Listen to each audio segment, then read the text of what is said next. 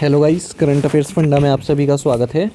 मैं हूं आपके साथ अभिषेक शर्मा और आज के इस वीडियो सेशन में हम 7 मार्च तक के सभी इंपॉर्टेंट करंट अफेयर्स कवर करने वाले हैं। हमेशा की तरह आप इस वीडियो को अंत तक जरूर देखिएगा, आज भी आपको काफ़ी कुछ जानने के लिए मिलेगा। सेशन की शुरुआत करने से पहले आप सभी को बताना चाहूँगा, यदि आप हमारी daily current affairs PDF, weekly PDF, monthly PDF और हर महीने के banking and economic awareness PDF चाहते हैं तो करंट अफेयर्स फंडा का 1 ईयर मेंबरशिप प्लान आप ज्वाइन कर सकते हैं, जिसका लिंक आपको वीडियो के डिस्क्रिप्शन में या फिर फर्स्ट कमेंट में मिल जाएगा। आपको बता दें, इस 1 ईयर मेंबरशिप प्लान के तहत जितना भी हमारा PDF कंटेंट है वो हम आपको 1 साल तक के लिए प्रोवाइड कराते हैं, जिसे आप डाउनलोड कर सकते हैं, प्रिंट आउट भी निकलवा सकते हैं। इसके लिए चाहे तो आप करंट अफेयर्स फंडा ऐप को यूज़ कर सकते हैं या फिर अपने लैपटॉप या सिस्टम की मदद से वेब लॉगिन भी कर सकते हैं। कोई भी आपका एग्जाम हो, बैंकिंग, SSC, रेलवे या फिर स्टेट PCS, जहाँ पर भी जनरल अवेयरनेस या करंट अफेयर्स पूछे जाते हैं, सभी एग्जाम्स के लिए हमारा PDF कंटेंट काफ़ी यूज़फुल है। इसमें हम आपको कैटेगरी वाइज क्विज भी प्रोवाइड करा रहे हैं, तो एक बार अगर आपने हमारे करंट अफेयर्स पढ़ लिए, उनके बाद इन क्विज को अटैम्प्ट किया, तो यकीन मानिए आपका करंट अफेयर सेक्शन काफ़ी स्ट्रॉन्ग हो जाएगा, काफ़ी अच्छा आप स्कोर कर पाएंगे अपने आने वाले एग्जाम में। लिंक वीडियो के डिस्क्रिप्शन में या फिर फर्स्ट कमेंट में मिल जाएगा, वहाँ से आप बाय कर सकते हैं। दूसरा कोर्स हमारा बैंकिंग अवेयरनेस से संबंधित है। कंप्लीट बैंकिंग अवेयरनेस हमने आपको इसमें पढ़ाई है, जो कि न केवल बैंकिंग मेंस एग्जाम, बल्कि अगर आप बैंकिंग इंटरव्यू देते हैं जैसे SBI PO, IBPS PO, RBI में किसी पोस्ट के लिए या फिर अन्य किसी बैंक में, वहाँ पर इंटरव्यू में जो आपसे बैंकिंग अवेयरनेस पूछी जाती है वो भी आपकी इसी कोर्स में कवर हो जाएगी। साथ ही साथ SSC, रेलवे, स्टेट PCS जैसे एग्जाम्स में जो इंडियन इकोनॉमी के की कंसेप्ट बार बार पूछे जाते हैं, जैसे 5 ईयर प्लान पर क्वेश्चन कई बार पूछे जाते हैं, GDP से संबंधित कंसेप्ट पूछे जाते हैं, पॉवर्टी, अनएम्प्लॉयमेंट के टाइप्स पूछे जाते हैं, और इन्फ्लेशन, स्टैगफ्लेशन, डिफ्लेशन, ये सब पूछे जाते हैं। स्टॉक मार्केट संबंधित क्वेश्चन पूछे जाते हैं, और different types of economic curves, और भी जो फाइनेंशियल टर्म्स होती हैं, इकोनॉमिक टर्म्स होती हैं, और इंश्योरेंस सेक्टर्स के जो एग्ज़ाम होते हैं उसके लिए इंश्योरेंस से संबंधित मटेरियल प्रोवाइड कराया गया है। तो कंप्लीट पैकेज है ये, एक ही कोर्स में सब कुछ। इसकी वैलिडिटी 1 साल की है, और ताकि आपको ये मालूम चल सके किस तरह का कंटेंट हमने इसमें प्रोवाइड कराया, आपके लिए डेमो वीडियो लेक्चर्स और PDF भी अवेलेबल कराए गए हैं, वो आपको करंट अफेयर्स फंडा ऐप पर मिल जाएंगे। ठीक है, तो दोनों ही कोर्सेज़ हमारे करंट अफेयर्स फंडा ऐप पर उपलब्ध हैं। फिर भी अगर आपका कोई डाउट आता है तो हमारा कस्टमर केयर नंबर है 8448169188, इस पर आप व्हाट्सएप करें या फिर कॉल करके भी जानकारी प्राप्त कर सकते हैं। तो चलिए फिर करते हैं शुरुआत इस वीडियो सेशन की। तो सेशन की शुरुआत क्वेश्चन ऑफ द डे से करेंगे हमेशा की तरह। इसका आंसर आपको अभी कमेंट बॉक्स में करना होता है। पूछने है कि जर्मनी में फ्रेडरिक मर्ज को किस पद पर चुना गया है। Friedrich Merz has been chosen in Germany in which capacity. Options है प्रेसिडेंट, चांसलर, प्राइम मिनिस्टर या फिर वाइस प्रेसिडेंट। तो जल्दी से आप आंसर कर दीजिए, फिर हम आगे बढ़ते हैं। और इसी तरह के क्वेश्चन यदि आप प्रैक्टिस करना चाहते हैं तो हमें टेलीग्राम पर जरूर ज्वाइन करें। करंट अफेयर्स फंडा नाम से हमारा टेलीग्राम चैनल है।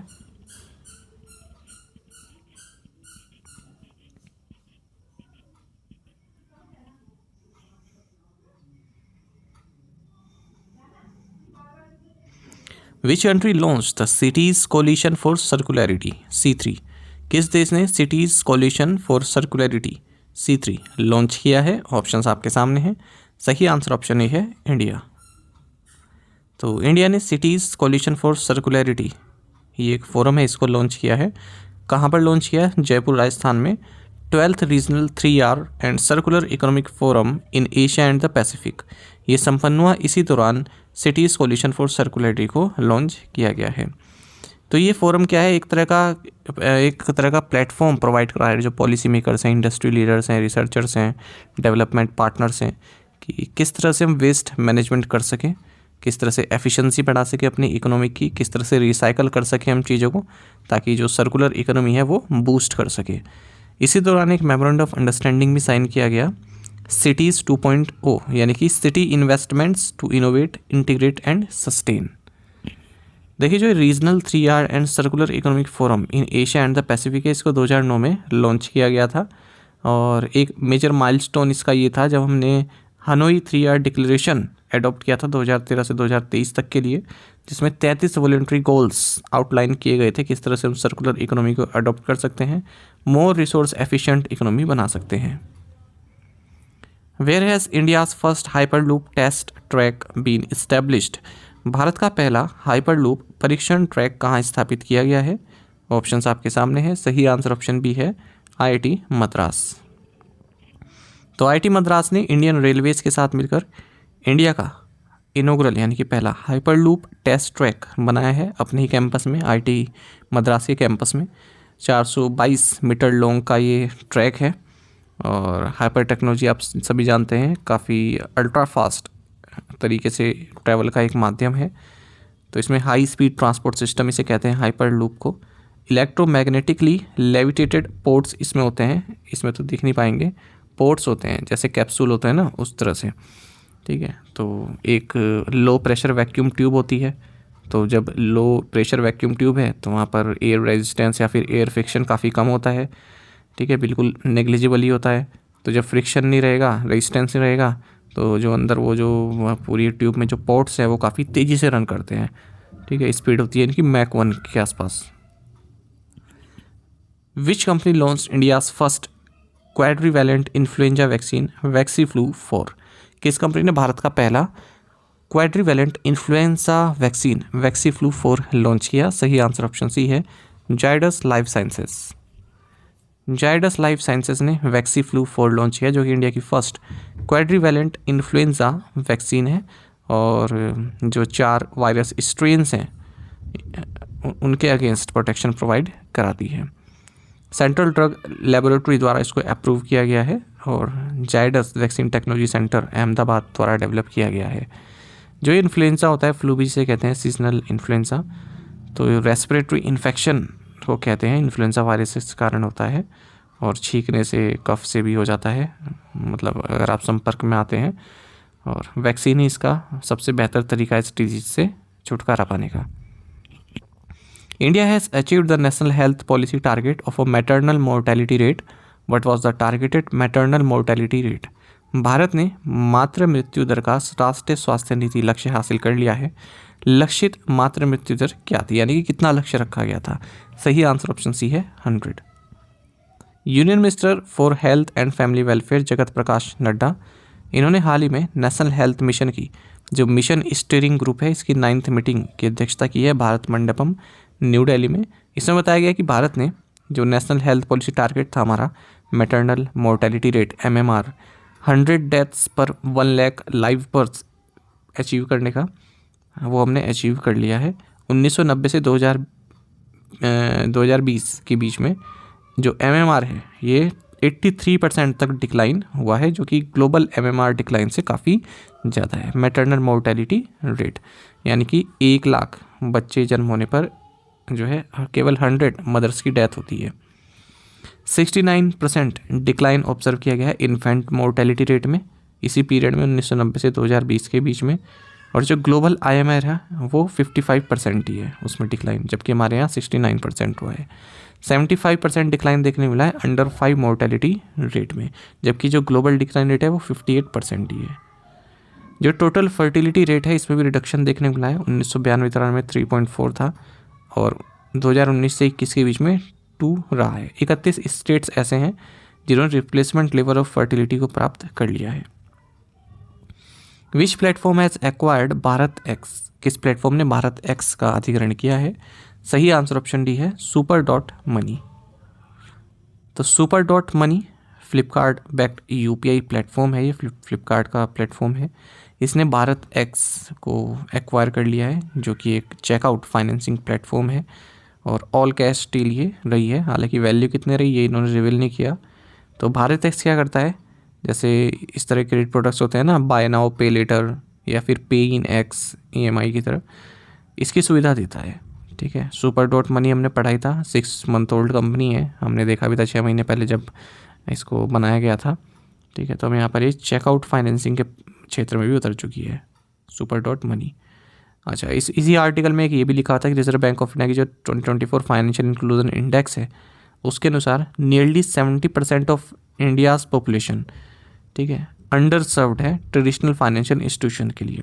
यानी कि 75% जो इंडिया की पॉपुलेशन है उनको फाइनेंशियल इंस्टीट्यूशन से क्रेडिट नहीं मिल पाता है, क्योंकि या तो उनके एरिया में फाइनेंशियल इंस्टीट्यूशंस नहीं है या फिर वो इस तरह की क्रेडिट सुविधा नहीं देते हैं। और केवल 27% एडल्ट्स के पास ही क्रेडिट सुविधा है। Who did Saurabh Ghoshal defeat in the final of the octane Sydney classic 2025? Octane Sydney classic 2025 के फाइनल में सौरभ घोषाल ने किसे हराया? सही आंसर ऑप्शन डी है अब्दुल रहमान नसर। सौरभ घोषाल ने अपना रिटर्न किया है, संन्यास से वापस आए हैं, स्क्वैश प्लेयर हैं और ओक्टेन सिडनी क्लासिक 2025 जो कि ऑस्ट्रेलिया में हुआ इसे जीत लिया है। इन्होंने हराया है फाइनल में अब्दुल रहमान नसर को, ये इजिप्ट के हैं। IM-2 mission is aimed at landing on which celestial body? IM-2 mission का लक्ष्य किस खगोलीय पिंड पर उतरना है? सही आंसर ऑप्शन बी है मून। एलन मस्क के स्पेस एक्स ने सक्सेसफुली IM-2 मिशन को लॉन्च किया है और 2025 की ये थर्ड मून लैंडिंग है और इसमें एथना नोवा C क्लास लूनर लैंडर को यूज़ किया गया है।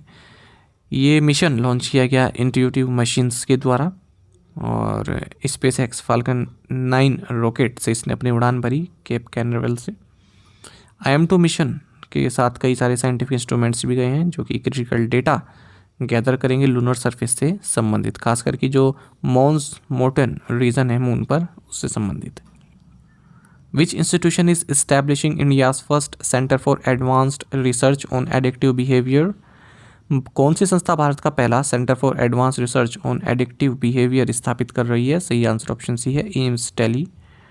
देखिए, all India institute of medical sciences Delhi ये इंडिया का first centre for advance research on addictive behaviours establish कर रही है ताकि जो इंक्रीजिंग प्रॉब्लम आ रही है इंटरनेट एंड टेक्नोलॉजी एडिक्शन की चिल्ड्रन के बीच में और जो भी यंग पीपल हैं उनके बीच में, उसे टैकल किया जा सके।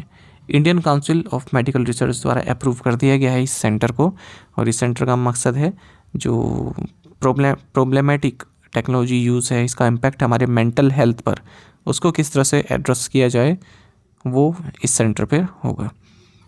This centre will focus on prevention, early detention and intervention strategies to help individuals struggling with excessive technology use.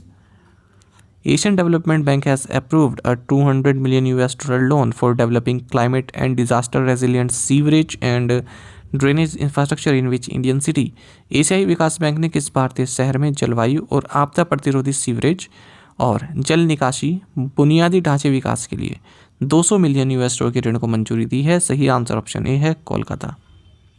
तो एशियन डेवलपमेंट बैंक ने $200 मिलियन का लोन अप्रूव कर दिया है जिसके तहत वेस्ट बंगाल के कोलकाता में सीवरेज और ड्रेनेज इंफ्रास्ट्रक्चर को इम्प्रूव किया जाएगा।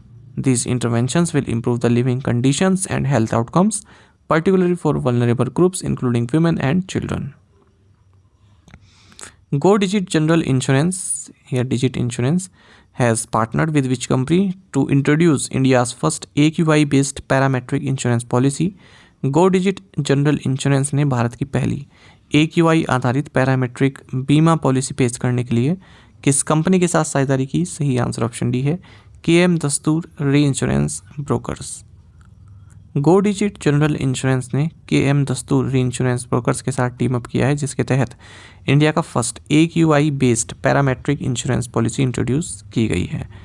तो इसका मकसद क्या है? देखिए, दिल्ली में जब पोल्यूशन बढ़ता है, आप सभी जानते हैं, कंस्ट्रक्शन एक्टिविटीज़ को रोक दिया जाता है, उससे जो लेबर क्लास है, जो मजदूर हैं, तो वो दिहाड़ी कमा नहीं पाते या फिर अपने उनको पैसे नहीं मिल पाते क्योंकि कंस्ट्रक्शन एक्टिविटीज़ स्टॉप हो जाती है। ठीक है, तो इसी के ज़रिए ये जो इंश्योरेंस पॉलिसी लॉन्च की गई है उन्हें कंपनसेशन दिया जाएगा। तो अगर 2 बार जो AQI है वो 400 का मार्क 2 बार पार कर जाता है, ठीक है, यानी कि काफ़ी हाई पोल्यूशन उसमें दिखाता है, तो अपने आप ही जो मजदूर हैं जिन्होंने पॉलिसी ली गई है उनको कंपनसेट किया जाएगा, उन्हें अप्लाई करने की ज़रूरत नहीं है, अपने आप ही उनको कंपनसेट किया जाएगा। Which team did India defeat in the final of the SABA women's championship 2025? SABA महिला चैम्पियनशिप 2025 के फाइनल में भारत ने किस टीम को हराया? सही आंसर ऑप्शन बी है मालदीव्स। देखिए, इंडियन बास्केटबॉल टीम ने SABA विमेंस चैम्पियनशिप 2025 टाइटल जीत लिया है। मालदीव्स को हराया इन्होंने फाइनल में KD Yadav indoor stadium new Delhi में, और ये 3rd एडिशन था इस चैम्पियनशिप का।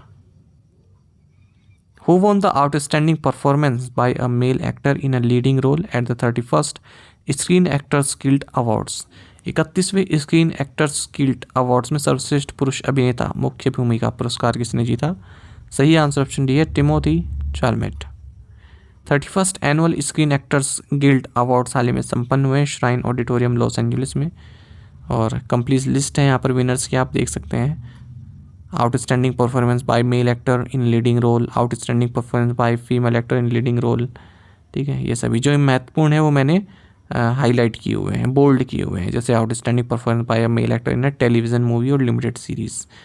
कभी कभी पूछ लेते हैं, बाहर के भी अवार्ड्स याद करने पड़ते हैं, इतना टफ नहीं होता इनको याद करना, केवल ये जो महत्वपूर्ण है उनको याद कीजिए। मुझको तो लिस्ट प्रोवाइड करानी है आपको ताकि कुछ भी ना छूटे। जेन फोंडा इन्हें 2024 SAG लाइफ अचीवमेंट अवार्ड दिया गया है। Which bank collaborated with the World Trade Centre Mumbai to host the export conclave 2025। Export conclave की मेजबानी के लिए किस बैंक ने वर्ल्ड ट्रेड सेंटर मुंबई के साथ सहयोग किया? सही आंसर ऑप्शन ए है यस बैंक। तो यस बैंक जो कि इंडिया का 6th largest private sector bank है, इसने वर्ल्ड ट्रेड सेंटर मुंबई के साथ मिलकर यस बैंक हाउस में एक्सपोर्ट कॉन्क्लेव 2025 को होस्ट किया है। 100 से ज़्यादा exporters, industry leaders, government delegates ने इसमें पार्टिसिपेट किया है। ग्लोबल ट्रेड से संबंधित जो भी इमर्जिंग ट्रेंड्स है, चैलेंजेस हैं, अपॉर्चुनिटीज़ हैं, उनको डिस्कस यहाँ पर किया गया है। इसी दौरान यस बैंक ने 2 प्रोडक्ट लॉन्च किए हैं, एक तो है यस एक्सपोर्ट्स और दूसरा है yes power up. Which AI startup has Paytm partner with to provide real time financial assistance to its users. Paytm ने अपने उपयोगकर्ताओं को वास्तविक समय में वित्तीय सहायता प्रदान करने के लिए किस AI स्टार्टअप के साथ साझेदारी की है? सही आंसर ऑप्शन डी है परप्लेक्सिटी AI। देखिए, पेटीएम ने एक पार्टनरशिप अनाउंस किया आर्टिफिशियल इंटेलिजेंस स्टार्टअप परप्लेक्सिटी के साथ। तो ये जो AI स्टार्टअप है ना, इसको पेटीएम अपने ही ऐप में इंटीग्रेट कर लेगा। तो जैसे कोई पेटीएम खोलता है, उसको कोई जानकारी चाहिए, ठीक है, तो वो परप्लेक्सिटी जो कि AI प्लेटफॉर्म है इस पर टाइप करेगा, तो ये अलग अलग सोर्सेज से निकाल कर आपको एक सटीक जानकारी प्रोवाइड करेगी। जो भी आपके फाइनेंशियल संबंधित जानकारी चाहते हो वो भी आपकी अपनी लोकल लैंग्वेज में। Which certification has bank of Baroda received from the British standards institution BSI। Bank of Baroda को ब्रिटिश स्टैंडर्ड इंस्टीट्यूशन से कौन सा प्रमाणन प्राप्त हुआ है? सही आंसर ऑप्शन सी है ISO 22301 2019। देखिए, क्वेश्चन इसीलिए जानबूझकर मैंने इस तरह से फ्रेम किया है क्योंकि हम क्या करते हैं ना, जैसे पढ़ा हमने, तो हम केवल इस तरह से याद करते हैं कि किस बैंक को ये अवार्ड, ये मतलब सर्टिफिकेशन प्राप्त हुआ है। ठीक है, मेन क्या है कि कौन सा सर्टिफिकेशन दिया गया है, इसमें आपके क्वेश्चन को टफ बनाया जा सकता है। तो याद रखिएगा, ऑप्शन ए देखो, अगर आपको नहीं पता है तो आप ऑप्शन ए पर क्लिक कर दो कि 2025 चल रहा है तो 2025 वाला ही होगा। तो बैंक ऑफ बड़ौदा को ISO 22301 2019 business continuity management system certification प्राप्त हुआ है ब्रिटिश स्टैंडर्ड्स इंस्टीट्यूशन के द्वारा। तो बैंक का जो ऑपरेशनल रेजिलियंस है उसको यहाँ पर रिकॉग्नाइज किया गया है, जो रिस्क मैनेजमेंट कैपेबिलिटीज़ है उसको सराहा गया है ये सर्टिफिकेट देकर। तो ये सर्टिफिकेट दिया ही उन बैंक को जाता है जिनको माना जाता है कि उनका जो है रोबस्ट बैंकिंग सिस्टम है, अनइंटरप्टेड सर्विसेज वो प्रोवाइड कराते हैं। इवन कोई ऐसी सिचुएशन आ जाए, ठीक है, कोई सिचुएशन ऐसी आ जाए मतलब जहाँ पर बैंकिंग एक्टिविटीज़ को चलाना काफ़ी मुश्किल हो, तो तब भी वो अपना ऑपरेशन फुल एफिशिएंसी के साथ कर सकते हैं, रिस्क को मैनेज कर सकते हैं। What is the interest rate for the financial 2024-25 recommended by central board of trustees of EPFO। EPFO के केंद्रीय न्यासी बोर्ड द्वारा वित्तीय वर्ष 2024-25 के लिए अनुशंसित ब्याज दर क्या है? सही आंसर ऑप्शन डी है 8.25%। Central board of trustees of the employees provident fund organisation EPFO, जिसका नेतृत्व union labour and employment minister Mansukh Mandaviya करते हैं। इन्होंने 237वीं जो मीटिंग हुई है इनकी बोर्ड की, उसमें रिकमेंड किया है कि 2024-25 के लिए जो इंटरेस्ट रेट है EPFO सब्सक्राइबर्स के लिए वो 8.25% ही रखा जाए, जैसे कि पहला प्रीवियस ईयर में रहा है। ठीक है, तो फिस्कल 24 से पहले यानी कि 23-24 से पहले भी EPFO ने इंटरेस्ट रेट 8.5% रखा हुआ था 2019-20 और 20-21 के लिए। फिर इसने 2021-22 के लिए कट कर दिया, 8.1 कर दिया, जो कि 4 डिकेट्स में लोएस्ट रहा। फिर उन्हें 2022-23 में थोड़ा सा बढ़ा दिया, 8.15 कर दिया था। तो अब ये जो ministry of labour and employment की जो रिकमेंडेशन है ये फाइनेंस मिनिस्ट्री को भेजी जाएगी रेटिफिकेशन के लिए। टू द पॉइंट क्वेश्चंस और उनके आंसर्स देख लेते हैं। When was WTO established? 1 January 1995। Donald Tusk is the prime minister of which country? Poland. Yuki बाम्री is a professional tennis player from which country? India. The Raisina dialogue is a multilateral conference held annually in which country? India. When is the International Day for Disarmament and Non-Proliferation Awareness observed? March 5। आप में से कई students बिल्कुल सही answer क्या है, इस तरह से पार्टिसिपेट करते रहिए चलिए आज के असाइनमेंट क्वेश्चंस देखेंगे, इनका आंसर आपको अभी करना है कमेंट बॉक्स में। What is UPF in the context of nutrition? Which country is the world's largest producer of lithium?